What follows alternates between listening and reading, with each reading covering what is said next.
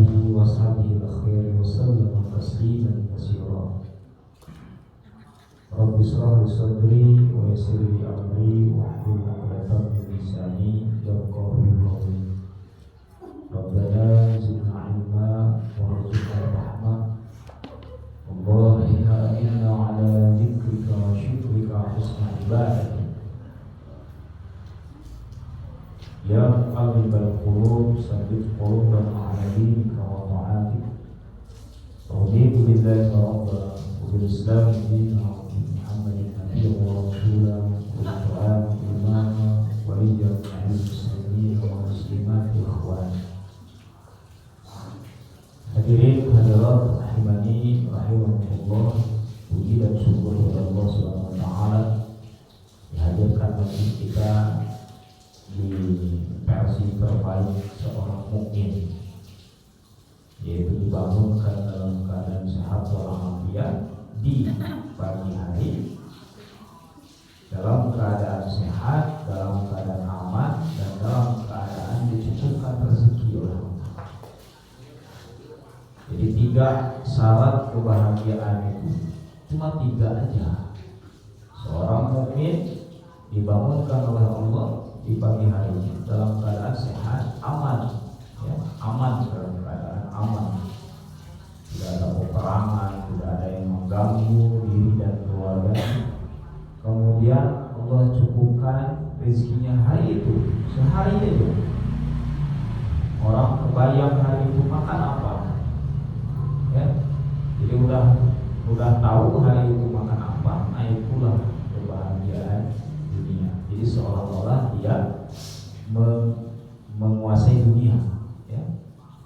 Jadi cuma 3 syarat. Karena banyak yang orang kaya pas bangun sakit, pas bangun tidak aman.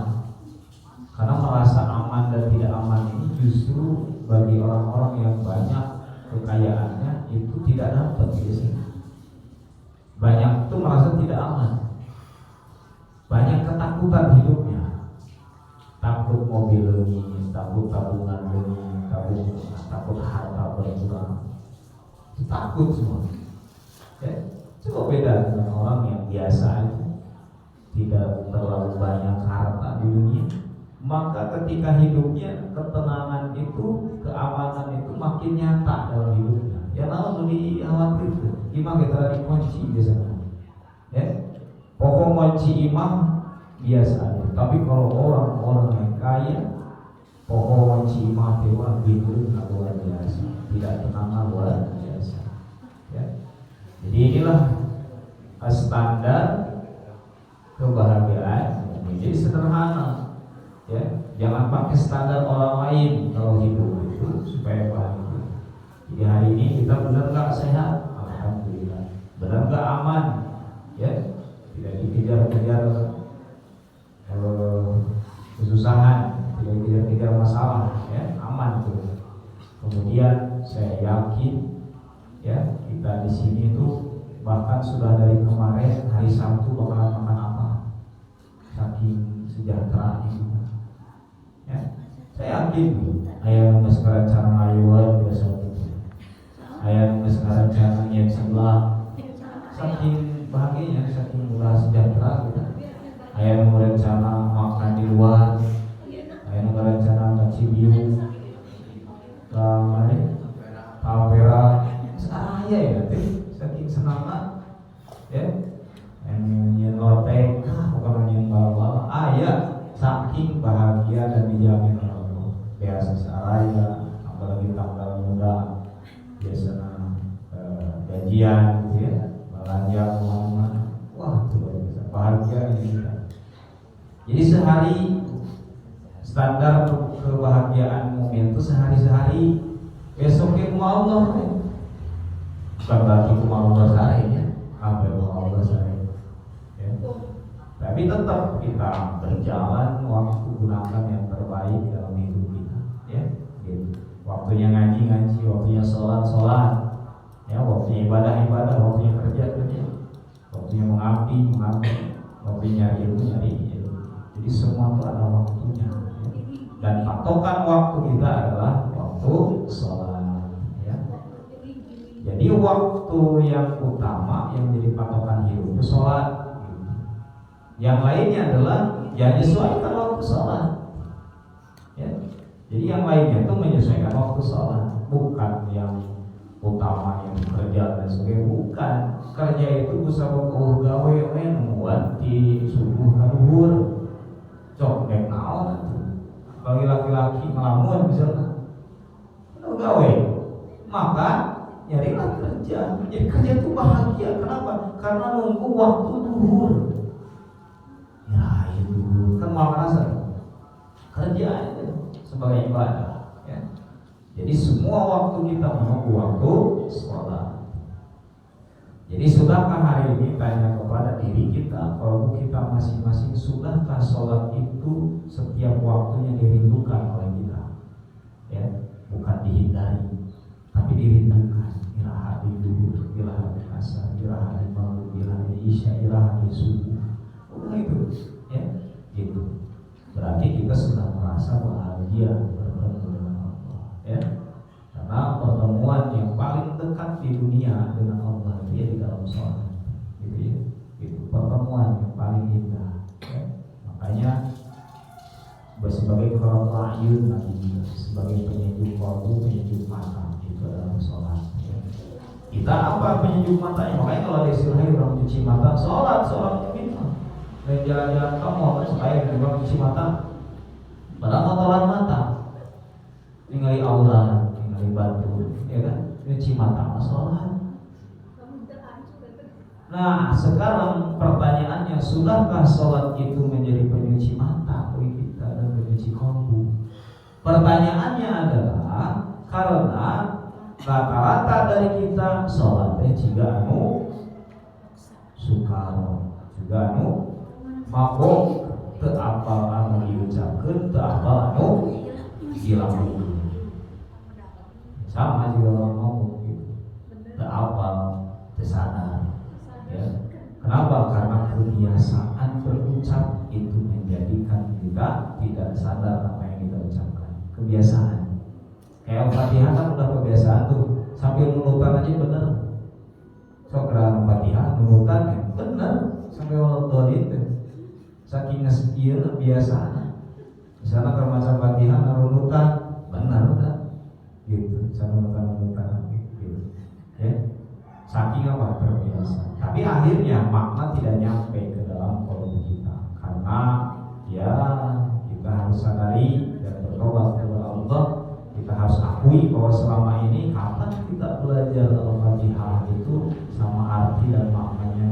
Kapan pernahkah kita belajar benar-benar bacaan sholat itu dipahami selama ini? Gitu. Ya kita harus tobat kepada Allah, sadar bahwa selama ini kita jarang mengkaji itu. Mungkin udah hafal ya, ininya mah bacaan-bacaannya insyaallah. Tapi pertanyaannya, apakah kita sudah paham apa yang kita baca? Ya, nah inilah usaha kita. Mudah-mudahan Allah ngasih rezeki, ya. Rezeki apa? Pemahaman terhadap bacaan sholat. Jadi insya Allah lebih khusyuk, insya Allah lebih menenangkan kalbu, menenangkan jiwa, menenangkan badan kita ketika sholat. Ya. Jadi nikmat sholat nih, ya, insya Allah. Ya. Kayak takbir aja, Allahu Akbar, yang takbiratul ihram, ketika sudah dimaknai insya Allah lebih bermakna. Ya, kayak gitu. Alhamdulillah kita sudah ke doa iftitah. Ya. Doa iftitah ini memang banyak versi dan lumayan panjang. Ya. Kemarin kita sampai apa? Wa mamati lillahi rabbil alamin. Gitu ya. Ya. Wajah alladhi fatara as-samawati wal arda hanifan musliman wa ma ana minal musyrikin inna sholati wa nusuki wa mahyaya wa mamati lillahi rabbil alamin. Coba sekarang kita praktek semua sampai situ. Mulai takbiratul ihram, masukkan niat yang utama. Kita murojaah sambil praktekkan nih. Kemarin itu takbiratul ihram, ya, perhatikan kalimatnya, perhatikan maknanya. Allah itu maha besar, tidak ada yang melebihi keagungan Allah di dunia ini, maka hilangkan semua semua unsur-unsur keduniaan yang tidak ada hubungan dengan sholat. Ya. Jadi unsur dunia yang tidak ada hubungannya dengan sholat. Karena kayak pengertian apa itu kayak pakai baju dunia sih, gitu. Ada hubungannya dengan sholat itu apa?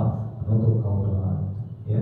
Jadi ada, makanya paham ini, awas, hati-hati ada. Pernah dengar ini daerah Ciparah ini sholat taranjang sama pulang pakai gula ini keduniaan desa.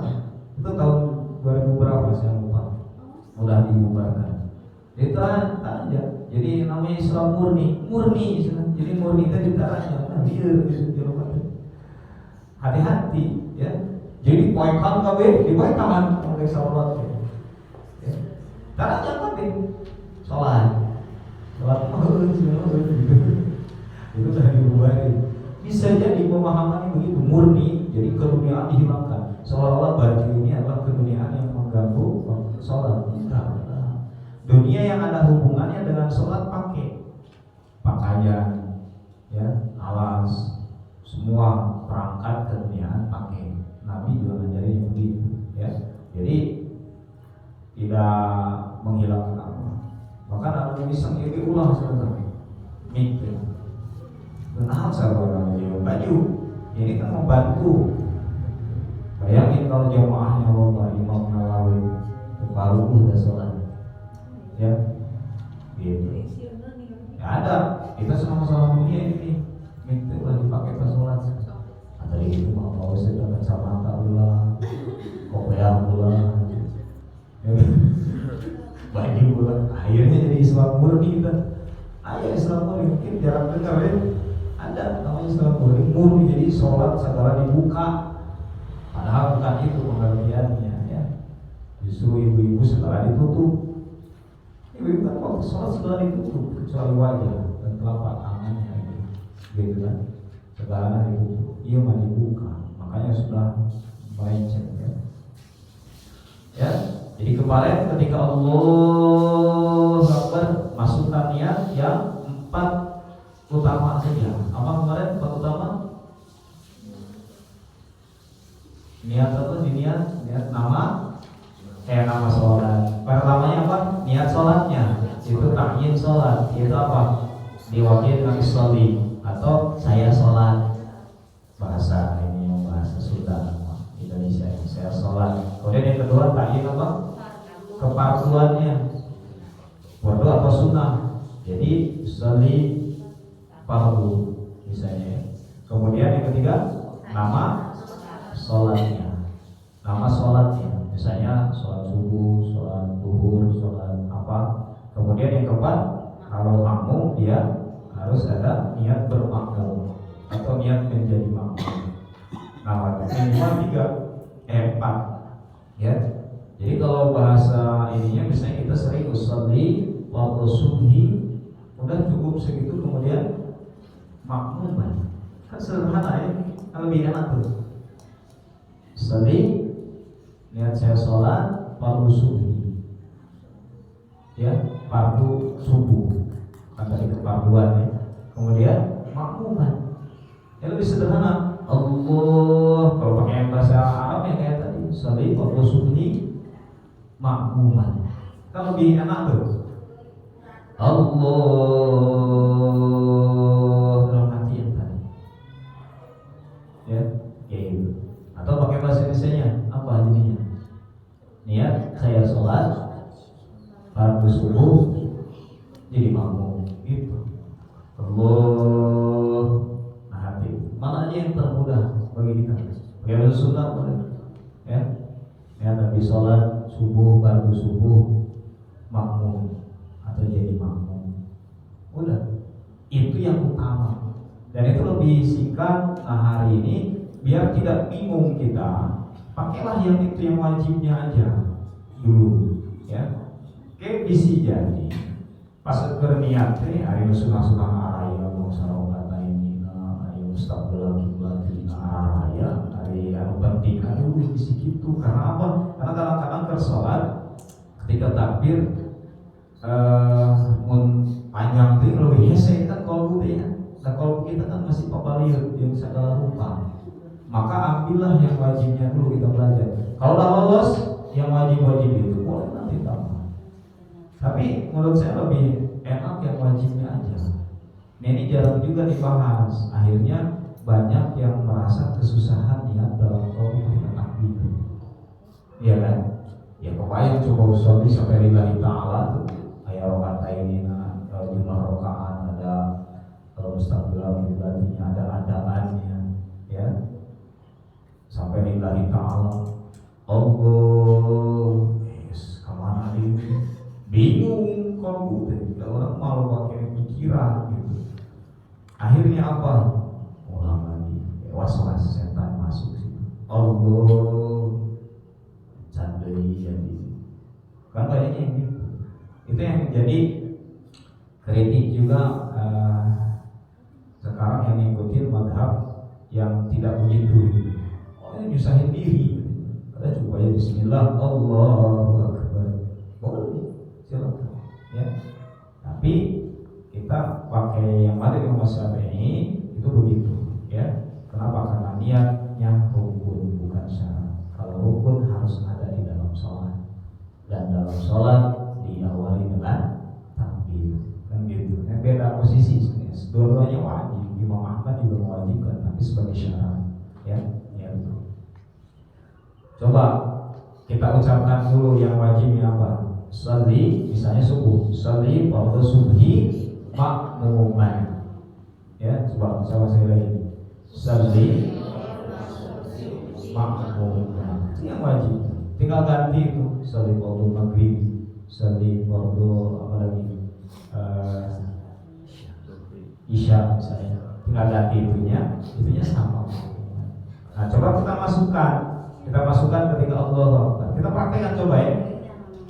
Kalau misalnya saya imaman ya, kalau kan imam itu sudah menjadikan dia imam, karena pasti jadi imam gitu, apalagi jadi imam dia. Ya.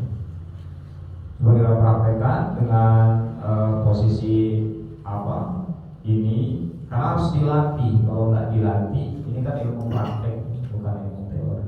Jadi teori itu kayak pas praktek kemana-mana darinya nggak berdampak akhirnya pada sholat kita. Kita praktekkan kalau laki-laki ya sampai sini ya. Gitu. Perempuan juga boleh, ada dua versi, boleh di pundak, Allah boleh di sini. Kalau laki-laki memang sunnahnya direnggangkan, ya, renggang. Perempuan dan ini laki-laki berkiu kan, gitu ya. Perempuan, ya. Bedanya adalah direnggang ininya, ya, gitu. Jadi kalau perempuan yang mudah karena ininya rapat ya di sini, kalaupun boleh ini sampai nyentuh sini. Kalau laki ya sini, ya. Jadi renggangkan, sebenarnya peregangan tubuh kita ini salah satunya di sholat. Dan jangan sampai kepala yang ngikutin tangan. Kadang-kadang takbir itu kepala yang ngikutin tangan. Jadi nanti lengan nanti dia silang ngomong iya Allah, gitu ya, atau jadi bar saling nyamberkeun. Padahal ya kita tegak aja, tegak ini ya, kita belajar nih tegak. Ini persiapan syarat sholat. Syarat sah sholat kan menghadap kiblat. Semua pada kita, ya, gitu. Semua pada kita. Jadi persiapkan begini. Makanya ketika ini, nah setelah berdiri begitu, baru siapkan niat lisan supaya tadi terpokok. Dan kalau kita masih pawalir di hal lain, apalagi kelempang papangnya tukang bakso itu bakso. Pas kerja dia ingat papangnya tukang bakso kan ingat bakso maksudnya. Itu tadi bakso sebarang. Si keburu yang jajan. Akhirnya kan begitu kita mah gampang keduniaan. Maka kondisikan. Makanya bahasa sederhananya kenapa sholli itu diucapkan dan menjadi sunnah di madzhab Imam Syafi'i itu adalah persiapan qalbu supaya niatnya benar dan pas gitu, ya. Karena kan kadang-kadang duhur jadi asar karena kebiasaan sholli itu ya nah itu duhur asar ada sebuah berat misalnya kan gitu dulu, pastikan ini sholat asar. Saya sebagai apa? Sebagai makmum. Saya sebagai apa? Sebagai imam. Kan jelas tuh. Nah ini sholat apa? Sholat fardu. Kayak gitu. Jadi kondisikan tuh, ya. Makanya ucapkan, udah berdiri tegak, sholli qabla subhi, makmuman. Barulah kita takbir gitu sambil tangan Allah. Nah di Allah itu masukin Allah. Kalau udah pas, kalau Allahu Akbar, jangan sampai Allahu Akbar. Jangan nyampe misalnya. Bingung kan biasanya. Aduh tadi jamnya. Mendingan balikin orang jamnya. Perbaiki, ya kayak gitu. Makanya kalau imam tuh sekali jadi, saya udah bentar, saya bingung kan imam. Wah, 2 kali takbirnya, 3 lama, 3 sholat Idul Fitri gitu kan, 5 kali, 7 kali sini, kan gitu ya. Makanya imam kudu harus siap ininya tuh kolbunya, menjadi imam kolbunya harus siap tuh, ya. Karena tadi sederhana sebenarnya yang wajibnya aja, ya. Coba kita ini kan sampai Allahu Akbar kabira yang itu kita praktekkan ya. Coba ya.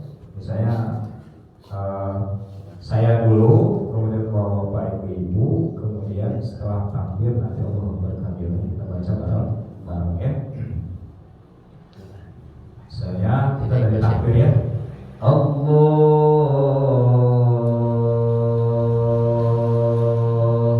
Akbar.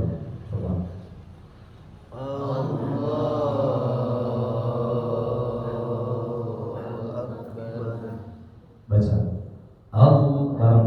Allahu Akbar kabira walhamdulillahi katsira wa subhanallahi bukratan wa asila wajjahtu wajhiya lilladzi fataras samawati wal arda hanifan muslimah wa ma ana minal musyrikin inna sholati wa nusuki wa mahyaya wa mamati lillahi rabbil alamin. Coba kalau sholat sambil baca begitu dan terdengar oleh diri sendiri, kira-kira lebih khusyuk insyaallah. Maka salah satunya adalah biasakan lafadzkan semua bacaan sholat di dalam lisan kita, karena itu membantu kaum juga yang sering kemana-mana. Ya, udah wajib, apalagi yang rukun ya, yang rukun wajib dilisankan, ya minimal terkait diri sendiri ya. Nah itu baru ucapannya, hayati setiap maknanya, setiap kata-kata itu seperti kemarin di inna sholati, sesungguhnya sholat saya, wa nusuki apa? Ibadah saya, kemudian wa mahyaya, hidup saya, wa mamati, dan matiku atau mati saya, lillahi ta'ala, lillahi apa? Hanya semata-mata untuk Allah Rabbil Alamin, Rabb semesta alam, ya. Kemudian terakhir dari redaksi kita ini apa? La syarikalah, ya? La syarikalah. Apa artinya la syarikalah? La tidak, syarika apa sekutu, lahu bagi Allah, baginya. Biasanya gitu kan, bagi Allah itu ke Allah kedudukannya. Jadi la syarika, ya, tidak ada sekutu, ya, lahu bagi Allah. Jadi ini pernyataan yang luar biasa, ya, kepada Allah dari kita sebagai hamba, bahwa Allah itu tidak ada yang menandingi. Nah ini kan kita belajar bagaimana Allah itu tak ada sekutu. Makanya ya di atasnya kan kita udah menegaskan wama ana minal musyrikin kan, bahwa saya itu bukan bagian dari orang-orang yang musyrik ya Allah. Maka ini ya dinyatakan lagi la syarikalah, bahwa engkau itu tak ada tandingan, engkau itu tak ada sekutu yang menandingi kekuatannya, kekuasaannya, semuanya tidak ada. Jadi kita menghilangkan semua kekuasaan selain Allah. Makanya di dalam hidup kita siapa yang berkuasa? Gak ada kecuali Allah. Maka kalau orang punya tauhid seperti ini, kalau dia ada di jalan kebenaran, maka tidak akan takut apapun. Apalagi kalau sekedar takut ke juri, yang mana itu? Jangan bahula. Bukan iya nama. Juri kan selalu lucu. Bahula apa salian kan ya, ayo nama juri itu nges TikTokan, juri nges YouTubean. Selalu jadi konten huri, nama juri itu nges tidak bermartabat ya. Bahula bermartabat ini bisa pakai misinan bulan. Kayak juri, kayak sarengkala, kayak dua. Ayo nama nges berpengaruh. Nah selalu lucu atau pocongnya roket. Kan baiknya alun-alun tuh baju ini kan di Asia Afrika. Ya Allah, gitu kan. Udah tidak bermartabat jadi kayaknya. Tapi itu juga untuk belajar pada diri kita bahwa gak syarikah. Ini mulai poin itu ulah sih. Ya, bismillah aja. Hanya Allah menguasa kegelapan. Dan kita sering tuh di dalam al-falaq. Al-falaq itu penguasa subuh, penguasa kegelapan. Jadi menguasai gelap itu Allah, bukan jin. Ya, ini ulah punten bah. Maka dia ngomong ayat buku. Dengan namanya boleh ada sopan santun di dalam kita bahasa-bahasa dulu, tapi ulah kan itu. Kenapa? Karena ketika kita seperti sopan santun begitu kita lagi melemahkan diri, dan itulah yang membuat para jin-jin itu menjadi menguasai manusia. Itu dulu sejarahnya begitu. Awalnya ketika manusia ke lembah, ke poek, bubar kabeh jin. Wah itu ayat muslim, bubar sieun. Tapi suatu hari ayat gitu. Apa? Yang meminta perlindungan. Bah, bagaimana orang sedang bah, lindungi kami bah, punten ka dieu abdi bade ngalampung. Nah itu kalau di situ lah, nah ternyata di rumah teh sieun teh ke orang kaya orang itulah yang pertama kali sejarah bagaimana jin menguasai manusia. Hari ini kita jangan biasakan. Oh ya bismillah, la haula wala quwwata illa kayak mau jawab lupa kita. Punten Bang, jam sekali-kali mau lewat dia hilang. Enggak yang mau jawab. Padahal ayat nyebut pengarona itu kan gitu. Nah, asyarikalah ini harus jadi makna yang mendalam pada diri kita dan pada kehidupan kita, bahwa kita meniadakan semua tentang sekutu bagi Allah. Ya, apalagi masalah benda-benda yang tidak berfungsi kalau Allah tidak gerakkan. Ya, duit misalnya kan hari ini kalau kita masih khawatir berarti masih kene mengadakan tandingan terhadap Allah. Kalau masih ada yang berkeyakinan bahwa duit bisa membahagiakan dan memberi segalanya, nah itu lagi menduakan Allah. Ya. Jadi kalau duit sedih luar biasa, kemudian kayak ragu akan hidup, kayak ragu bakalan dahar, kayak ragu bakalan bahagia, kita lagi menuhankan duit. Ya. Kan kita tuh udah menyatakan juga Rabbil Alamin kan. Di situnya ada wa mahyaya wa mamati lillahi rabbil alamin. Rabb semesta alam sudah pernah kita bahas. Bagaimana Rabb semesta alam itu? Ya, atur kita, ngasih rezeki kita, ngurus kita. Diorok sampai kemot mengurus kita. Kan Allah. Terus kenapa ada hubungannya dengan duit hari ini? Kenapa ada hubungannya dengan beas? Seolah-olah kalau terbuka beas modal masih begitu, berarti la syarikalahnya masih belum meresap dalam bau kita, dalam kehidupan kita. Makanya kita harus belajar bagaimana tak khawatir. Oh duit senyum, ayah duit biasa aja. Godaan kan kalau ayah duit merasa pede bakalan hidup bahagia. Nah, itu juga lagi bahaya. Jadi kalau kalbu kita dipengaruhi oleh duit, oleh makanan, ayat Allah, wah luar biasa, tuh udah harus sedih luar biasa, merasa Allah tidak adil. Jika marah,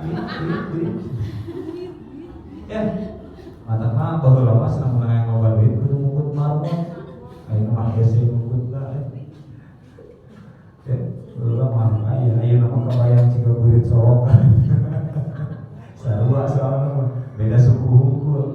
Ya, bentuknya sarua sukunan berbeda, ngomong kes di bulu kes di urgen sarua kes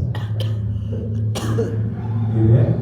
Nah ini la syarika ya, gimana dalam kehidupan kita udah begitu kan, kita bapak-bapak yang bekerja merasa pede bahwa pekerjaan yang ngasih rezeki, hati-hati seolah-olah nanti ketika gak ada kerjaan kalau seolah-olah gak akan makan gitu. Para istri juga begitu, jangan seolah-olah suaminya yang ngasih rezeki selama ini, kemudian kalau suaminya meninggal nanti merasa kita sedih karena tidak ada yang ngasih rezeki. Selama ini suami itu bukan pemberi rezeki, kang dahar, loba, iya kan? Suami mah, ibu mah rada sedih tapi ngelindu. Ibu naon, soal kalau masak sebelum kali. Ambil ke dahar. Padahal sebenarnya porsi 2 porsi sebenarnya kan kayak gitu dulu. Oh sebenarnya sama mama kadang kasih-kasihan nanti. Goreng tempe kasaan 5, goreng tahu kasaan 3. Iya kan? Masak sop geus 2 piring kasaan. Jadi pas dahar jiga nu dahar. Kami mah pas ieu senang aku masak oge terus padahal udah kasaan terus. Bapak-bapak tak tuduh jika ngomong ada cak masakan. Tapi dipikir-pikir ibu bapaknya pemakan rezeki kan, harus disadari bukan pemberi rezeki untuk anak-anaknya, bukan Allah. Makanya dengan konsep kayak gini, suami nggak ada, istri nggak akan terlantar, anak nggak akan terlantar, Allah nggak akan menterlantarkan makhluk. Toh binatang-binatang melata aja Allah urus, apalagi kita yang punya akal dan punya ibadah, punya tauhid ke Allah, ya kan? Makanya kita jangan khawatir anak-anak kita akan dapat rezeki apa nanti, jangan. Yang khawatir adalah ini anak-anak kita kan ibadah ke Allah dan nantinya, maka siapkan ilmunya kok, ilmu untuk ibadah, bukan hanya menyiapkan ilmu untuk cara nyari duit. Hari ini kan serius amat kita untuk mengajarkan anak cara nyari duit. Tapi serius, tidak seserius itu bagaimana anak kita bisa sholat, bisa ngaji, bisa ibadah tauhid yang benar ke Allah. Kan PR-nya gitu. Dan kalau udah tauhid yang benar, ibadahnya benar, sholatnya benar, duit itu salah satu yang kriteria rezeki itu insya Allah lebih mudah. Kenapa? Ya karena pemikirannya kita sudah Allah yang ngurus kok. Kita hanya di apa? Di syariatkan untuk gerak aja, gerak. Malaikat timah keburuan, nggak gerak ya Allah, saya udah gerak. Rezekina di mana baik, pas judge teka buruan timah jolaya, datang ngirim balap-balapnya, rezeki kan gerak kawan. Saya mau gerak kawan malah yang pertama, sebab era dan kontrol kayak balap-balap hukum, tapi karena kawan, nangis nih balap-balap. Kata rezeki kayak gerak kawan. Yakin harus ya, apalagi rada jarau kan kita, ke Bandung, ke mana, apalagi gerakannya banyak, lebih-lebih insya Allah rezekinya akan lebih ada Allah. Ya, kayak gitu ya. Jadi la syarikalah ini bukan hanya sekedar bagaimana kita mengucapkan bahwa tidak ada sekutu baginya, tapi di dalam kehidupan sendiri harus dipraktekkan. Ya, hari ini la syarika gitu ya. Maka la ilaha illallah wahdahu la syarika ya, itu kan salah satu kalimat-kalimat yang kalau 10 kali saja diucapkan ya, kayak dalam zikir subuh sama maghrib minimal itu 10 kali, maka diampuni dosa-dosanya. Ini penghapusan saja. La ilaha illallah wahdahu la syarika lahul mulku wa lahul hamdu yuhyi wa yumiitu wa huwa ala kulli syai'in takbir 10 kali di maghrib sama subuh, insya Allah diijabah doa, di dosa-dosa diampuni. Kan kita mau dosa, ya kan? Kita mau dosa. Jadi pengampunan dosa itu dalam kalimat-kalimat itu banyak. Salah satunya adalah la syarika, kalimat la syarika. Ya, dengan istighfar, dengan kalimat-kalimat ini semuanya itu pengampunan dosa. Ya, makanya semakin banyak zikir, maka potensi dosa kita diampuni bakalan ada. Kalau dosa kita sudah diampuni, ya udah beres hidup kita, karena sebenarnya yang menghalangi semua prosedur hidup. Jadi prosedur hidup ini sebenarnya enak, cuma yang menghalangi adalah dosa. Jadi prosedur hidup ini Allah tuh udah atur enak kita ini, tapi karena dosa jadi terhalang. Kan Nabi Adam itu dijamin Allah di surga kan. Tinggal ngeretek ayam, ya, nasi goreng jadi, yang jadi. Tidak perlu berpikir, Allah tidak perlu mengolah, tidak perlu berproses. Karena dosa jadilah penghalang itu. Penghalang kenikmatan yang ngalir itu kan dosa. Maka hapuskan dosa, maka nikmat itu ngalirnya kayak di surga. Itu sebenarnya konsepnya. Ya cuma kita kan dosanya memang lebih banyak daripada taat. Maka berusaha terus-menerus menghapus dosa di semua amalan. Maka semua amalan dijanjikan dosa diampuni, ya kan? Amalan-amalan tertinggi dalam Islam semuanya adalah pengampunan dosa. Karena ketika sudah tidak ada dosa, prosedur hidup kita udah enak. Ya, makanya digeringkan untuk menghapus dosa, disusahkan untuk menghapus dosa, ya. Dikasih musibah untuk menghapus dosa, diminta ibadah menghapus dosa, kita istighfar menghapus dosa, kita sholat jamaah menghapus dosa, ya semuanya gitu. Bapak-bapak kita nyari nafkah itu menghapus dosa. Maka kalau bapak punya ini ya, punya pemikiran di bahwa kita melangkah untuk mencari nafkah untuk keluarga itu menghapus dosa, itu semangat luar biasa. Itu menang-menang gitu dosa kita pegang. Namun dosa kita pegang, kira-kira Allah menjamin hidup kita yang dijamin. Yang sekarang Allah tidak menjamin dengan instan itu adalah karena banyak dosa. Makanya kalau dari sini polanya, kalau ingin hidup kita beres, kalau ada apa-apa istighfar yang banyak atau ibadah yang lain yang menghapus dosa yang banyak, seperti sholat jamaah, sholat khusyuk, itu semuanya juga menghapus dosa, ya kan? Jadi ke situ ininya, ya polanya. Jadi insya Allah apapun yang terjadi dalam hidup kita, ayat kayu, ayat kenal di keluarga, di anak dan sebagainya, pasti karena dosa istighfar bareng-bareng beres. Bahkan ini penyakit itu pasti karena dosa. Gitu. Maka obat yang paling mujarab adalah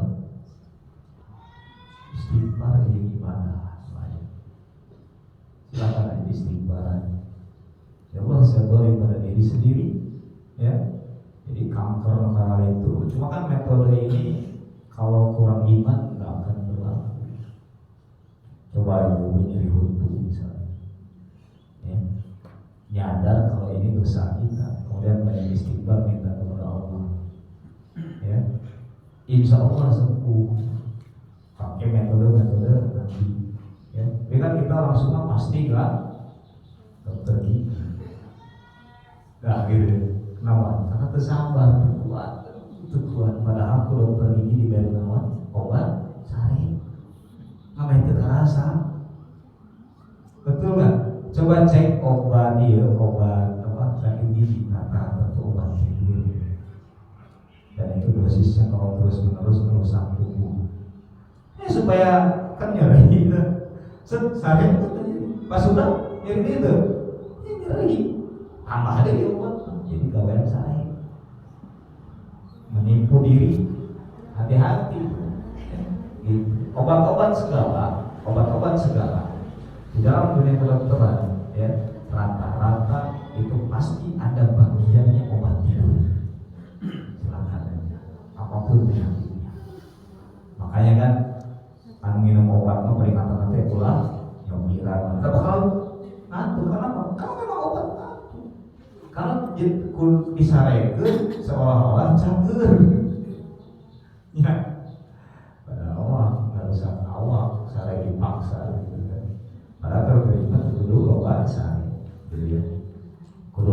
berarti ada apa? Istighfar. Ya, insya Allah sembuh gitu ya.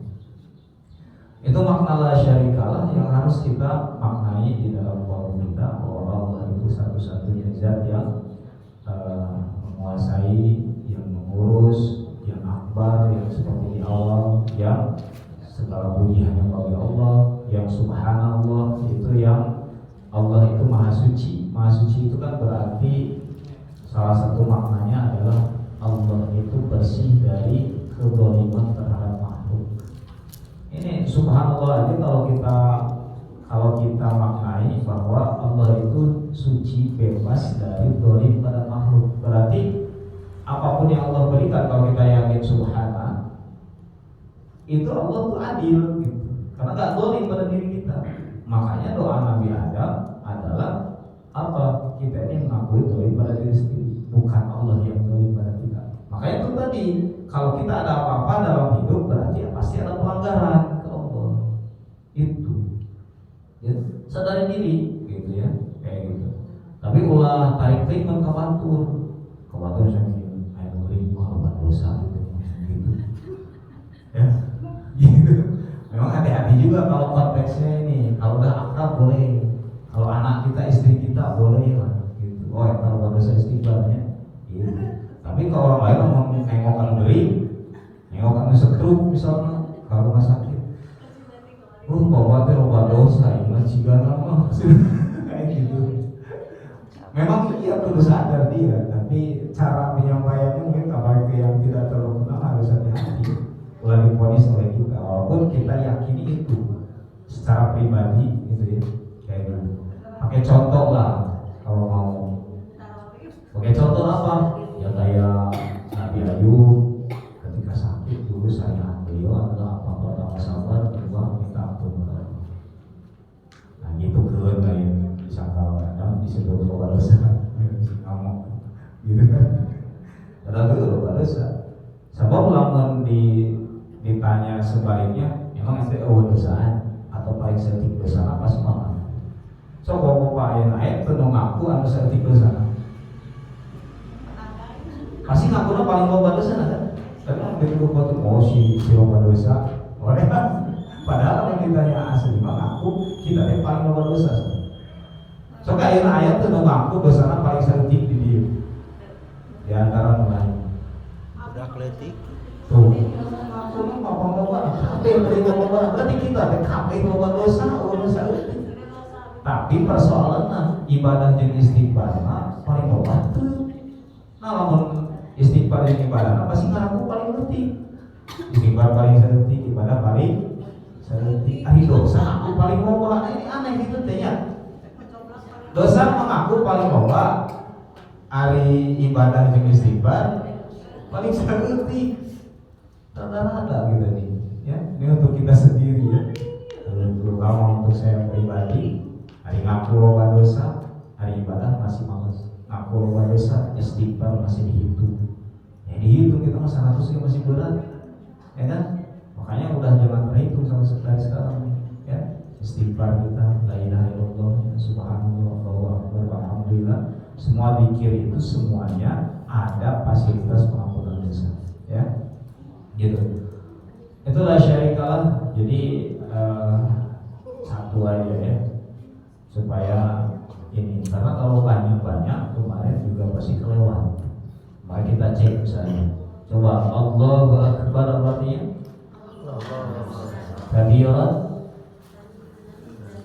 dengan segala kebesarannya. Walhamdulillah, dan segala puji bagi Allah, katsiran, pujian yang banyak. Wa subhanallah, dan maha suci Allah, bukratan, baik waktu pagi, wasilan, dan waktu petang. Wajah wajhiyah, aku hadapkan wajahku lilladzi, kepada zat fataras samawati wal ardh, yang menciptakan, yang maha pencipta ya langit dan bumi. Hanifan musliman, sebagai muslim yang lurus, yang hanif itu bisa ikhlas, yang lurus atau yang ikhlas. Wa ma ana minal musyrikin, dan saya bukan termasuk golongan orang-orang yang musyrik.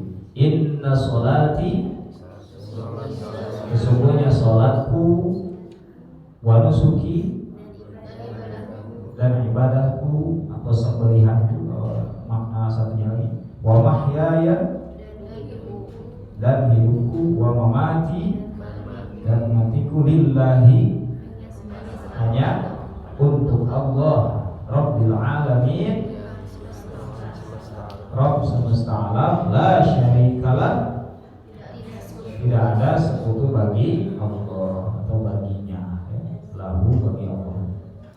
Nah itu coba kalau kita pahami betul-betul di setiap makna dan katanya, insya Allah akan ini.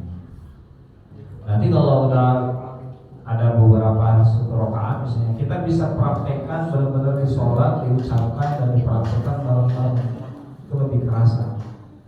Jadi dipraktekkan bareng-bareng, Allahu Akbar, segala saya ngajarin anak-anak itu, anak sholat kita praktekkan bareng-bareng, ya, praktek sholat dengan bacaan yang lantang, jelas, ya, dan berusaha dipastikan dan dimaknai. Jadi akan lebih melesat ke dalam kolbu kita ketika sholat, ya, gitu. Wallahu a'lam, ya. Ada yang disampaikan dulu?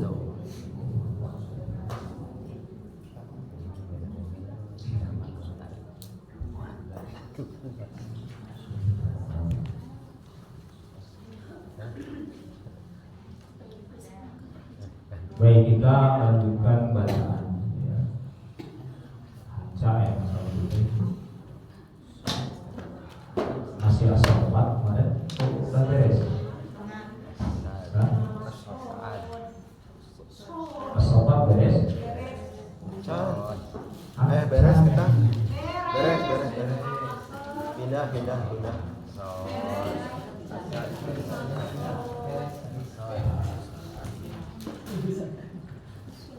Surat Shad. Nah ini hurufnya namanya Shad, bukan So. Kadang-kadang kan kita ini huruf apa? So. Jadi enak bacaan aku mah So. Salah dirinya kan? Karena yang dirikan adalah nama hurufnya. Karena ini Shad ini nggak punya harokat. Itu yang di atas itu menandakan mad, ya, mad itu alis pengantin, artinya ada so-nya panjang, ya, so, alif, kemudian dal yang qalqalah. Makanya ini kalau secara kaidahnya itu sama kayak mad alif disukun di ujung, ya, misalnya Bismillahirrahmanirrahim, kan ada 3 tuh. Ada dia, ada mim. Nah ini juga ada so, ada alif, ada dal. Dan di ujungnya dipantulkan, karena ini dal, ujungnya itu dal biasa, dal yang dipantulkan. Makanya bacanya panjang, sud, 6 harokat, jadi so-nya yang panjang, so, bukan sud. Jadi bukan dalnya yang dibanyakin, so-nya panjangin 6 harokat, masukin ke dal, ya. Sod, coba. Sod. Nih ya. Kalau masih beda berarti harokatnya beda. Sekali lagi coba. Sod.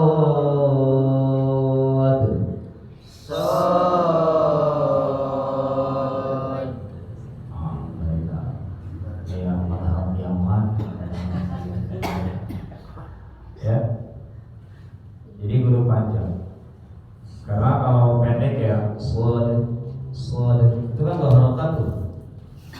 Itu kan jadi khofa, jadi hilang seolah-olah tidak panjang. Kan sebenarnya 2 harokatnya itu kayak gini, sod, kan khofa makanya. Makanya pada dari disukun kenapa harus dipanjangkan? Karena karena khofa biasanya dinampakkan, makanya harus didoakan. Ya, kayak suara kan kayak pendek kan ya, suara kayak gitu. Padahal itu udah doakan tuh soalnya. Nah, makanya harus panjang. Nah, kemudian satu lagi kaidahnya adalah ini nih, harus diperhatikan, wal Qur'ani dzikr. Kaf sukun, ra sukun. Jadi jangan sampai dzikr atau dzikri. Ya boleh kalau mau diwasal. Wal Qur'ani dzikri balil ladzina kafaru. Tapi kalau sukun dikri atau diucapkan gitu, jangan. Jadi jangan wal Qur'ani dzikri. Misalnya Allah hilang atau dzikri. Tapi itu diwasal. Ini banyak kasus-kasus yang dua huruf sukun berbarengan karena waqaf kayak gini. Makanya dua-duanya harus dinampakkan. Dzikr, ya. Dzikr. Wal Qur'ani dzikr. Jadi itu dalnya masuk ke dal lagi. Tasdid wal Qur'ani dzikr. Coba. Wal Qur'ani dzikr. Coba ya mikro. Itu dal yang kedua kan ada tasdid tuh. Tahan karena dia rafah kan. Dzikr. Wal Qur'ani dzikr. Jadi jangan terlalu cepat dzikr. Wal Qur'ani dzikr. Coba sekali lagi. Wal Qur'ani dzikr.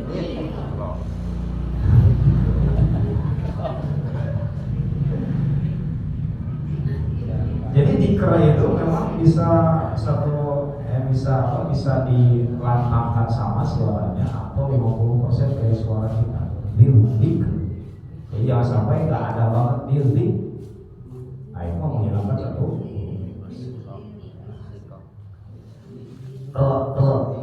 Rohnya harus dinikan.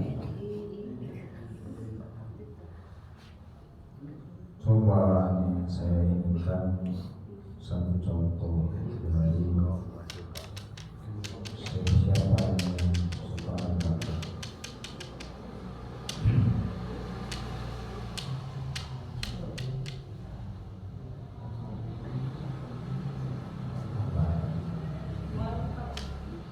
Lagi ya, insyaallah. A'udzubillahi minasyaitonir rajim. Bismillahirrahmanirrahim. Allahu akbar. Al-Fatihah. A'udzubillahi minasyaitonir rajim. Bismillahirrahmanirrahim. Alhamdulillahi rabbil alamin. Ar-Rahmanir Rahim. Maliki yaumiddin. Iyyaka na'budu wa iyyaka nasta'in. Ihdinas siratal mustaqim. Siratal ladzina an'amta 'alaihim ghairil maghdubi 'alaihim waladdallin.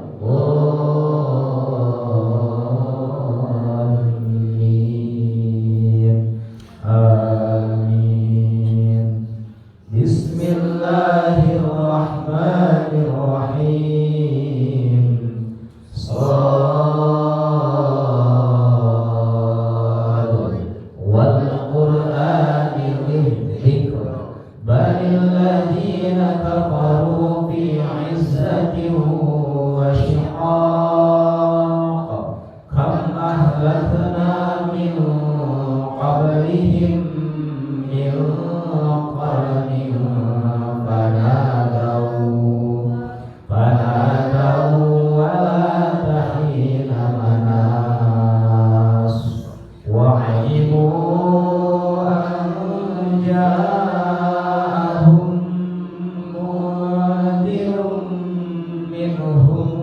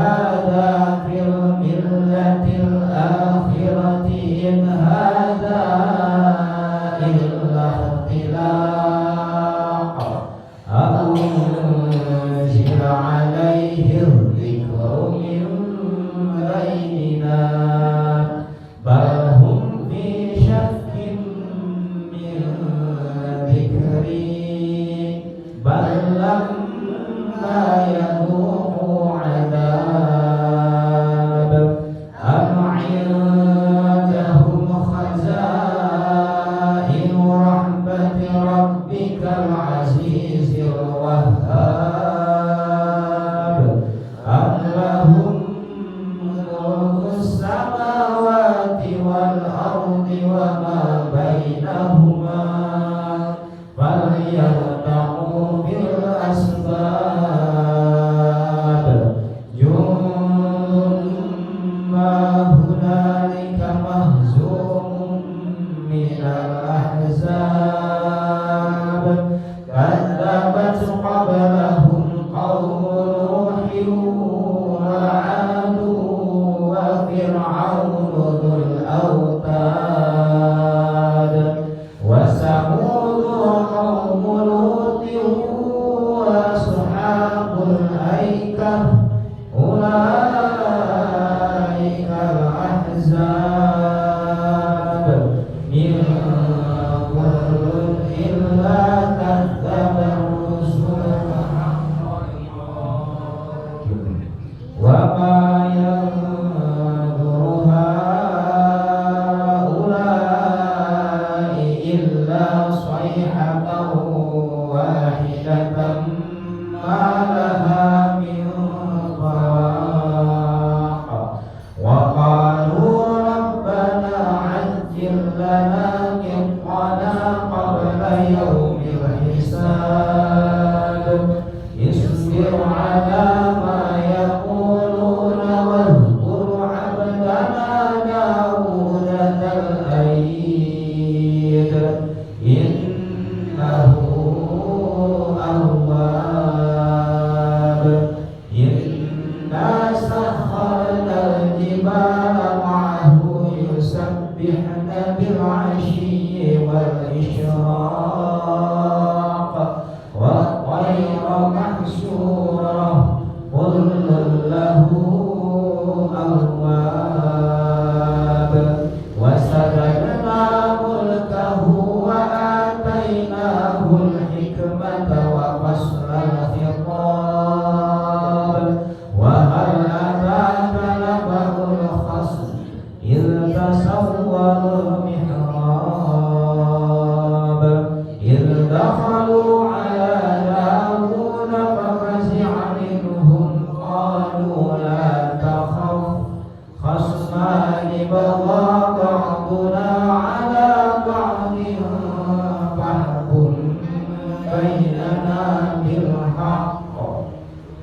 فاحكم بيننا بالحق ولا تشطط واهدنا إلى سواء الصراط إن هذا أخي له 99 نعجة ولي نعجة واحدة فقال اكفرنيها وعزني في الخطاب قال لقد ظلمك بسؤال نعجتك إلى نعاجه وإن كثيرا من الخلطاء ليبغي بعضهم على بعض إلا الذين آمنوا وعملوا الصالحات وقليل ما هم وظن داود أنما فتناه فاستغفر ربه وخر راكعا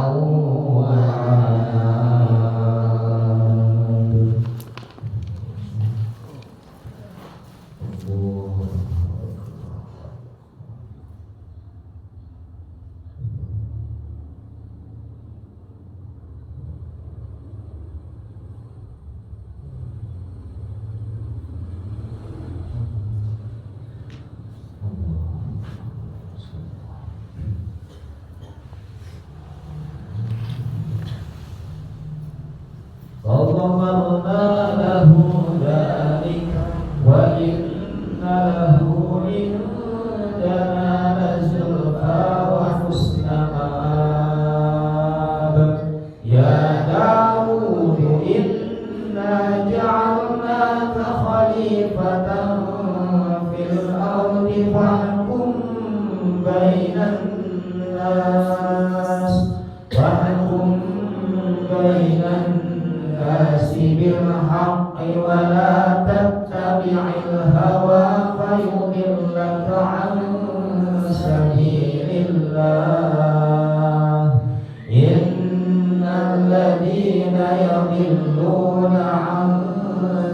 sabilillahi lahum 'adzabun syadid, lahum 'adzabun syadidun bima nasu yaumal hisab.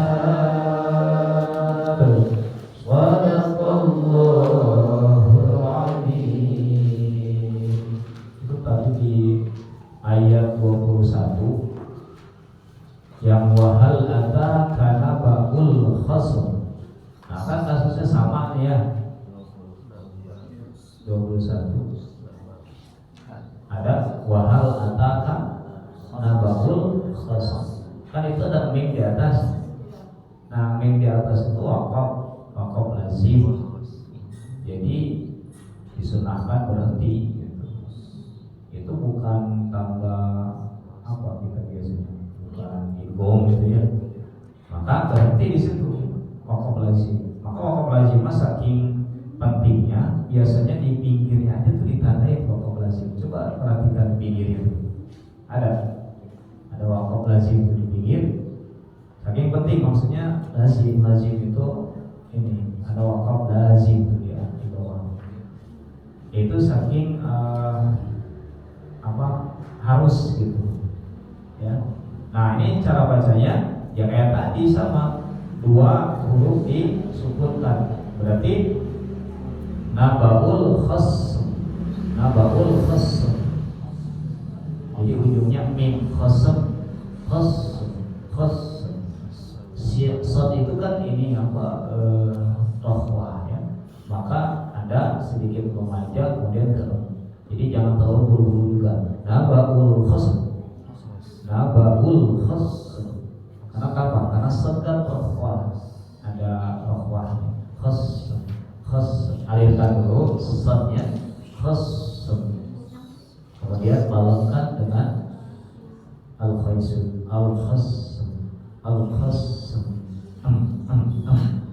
Gitu ya.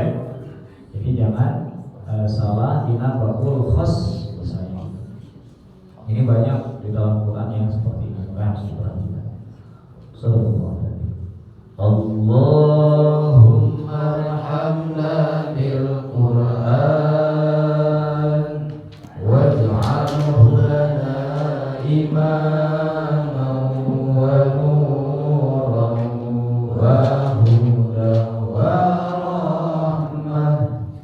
Allahumma dzakirna minhu ma nasina wa 'allimna minhu ma jahilna warzuqna tilawatahu ana al-laili wa atrafan nahar waj'alhu lana hujjatan ya rabbal alamin. Alhamdulillah. Subhanallahumma wa bihamdika asyhadu an la ilaha illa anta astaghfiruka wa atubu ilaik. Assalamualaikum warahmatullahi wabarakatuh.